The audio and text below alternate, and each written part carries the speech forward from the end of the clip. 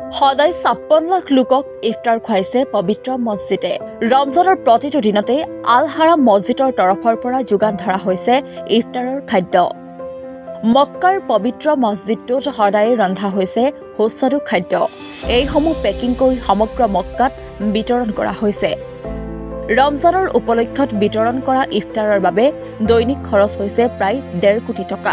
আৰবৰ খেজুৰৰ পৰা আদি কৰি জমজম কুৱাৰ পানীলৈ সকলো আল হাৰাম মছজিদৰ তৰফৰ পৰা দৈনিক বিনামূল্যে বিতৰণ কৰা হৈছে। ইফতাৰৰ সময়ত পথতে আবদ্ধ হৈ পৰা মুছলমানক যোগান ধৰা হৈছে। চাকৰিৰ বাবে যাতে কোনো নিৰ্দিষ্ট সময়ত ইফতাৰৰ পৰা বঞ্চিত নহয় তাৰ বাবে আৰক্ষীয়েও বিলাইছে খাদ্যৰ পেকেট। ধৰ্মীয় বিশ্বাসৰ প্ৰকৃত সৌন্দৰ্য প্ৰতিফলিত কৰি মক্কাত অহৰহ বিতৰণ কৰি থকা হৈছে খাদ্য।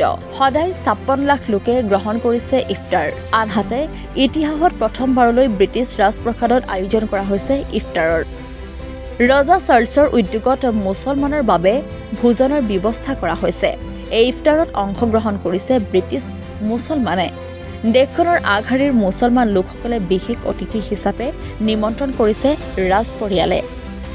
News desk, new Assam news.